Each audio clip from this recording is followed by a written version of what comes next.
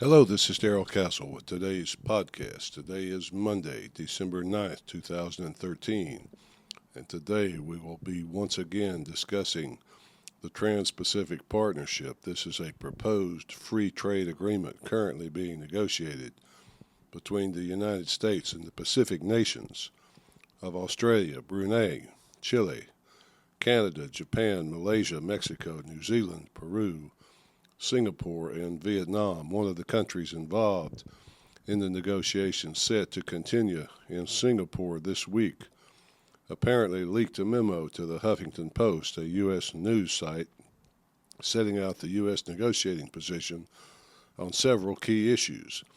According to the Huffington Post, one of the most controversial provisions in the talks includes new corporate empowerment language insisted upon by the United States, which would allow foreign companies to challenge laws or regulations in a privately run international court. Under World Trade Organization treaties, the political power to contest government law is reserved for sovereign nations. This proposal is apparently one of the most significant barriers to making the Trans-Pacific Partnership a reality, but the U.S. is showing no flexibility on it. Nearly all significant contracts that can be made between a state and a foreign investor are included. Only the U.S. and Japan favor the proposal. Everyone else is against it. So what the U.S. is asking for here is, let's say we had some regulations on offshore drilling that were opposed by some corporation in Vietnam.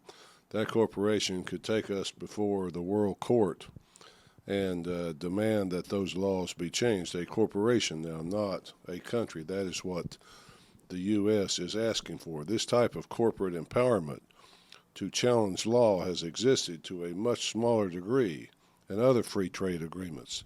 Under NAFTA, for example, ExxonMobil, Dow Chemical, and Eli Lilly have attempted to overrule Canadian regulations on offshore drilling and other issues, but under the Trans-Pacific Partnership language, the right of corporations would be much broader.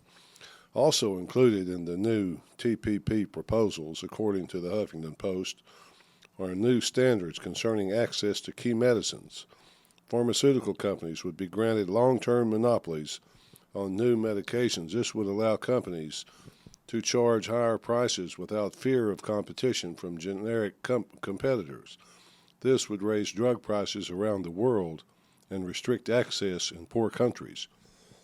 So what the United States is asking for in this instance is essentially the end of generic drug manufacturing, allowing the great pharmaceutical companies to rule and to set prices worldwide. Under the new standards, government health services would be prevented from negotiating lower drug prices with pharmaceutical companies in order to purchase those drugs for their national health plans. What that means is that certain countries that have national health plans, like Australia and Canada, negotiate with drug companies and tell them that they're not going to buy their new drugs unless they lower the prices.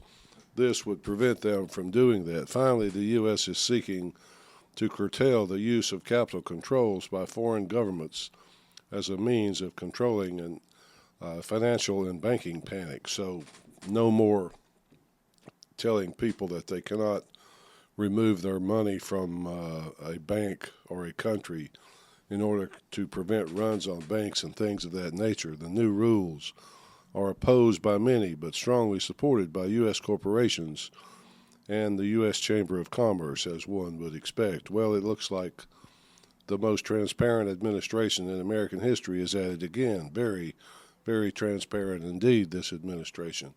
If one looks at the effects of free trade agreements of the past, one could not help but notice the negative impact on American manufacturing jobs and on middle-class incomes, which have not kept pace with inflation for over 20 years now. Where are the protests from organized labor, social welfare agencies, so on and so forth? I guess they have a weak understanding of what is happening to their people. At least that's the way I see it, folks. Monday, December 9th, 2013. Until next time, this is Darrell Castle. Thanks for listening.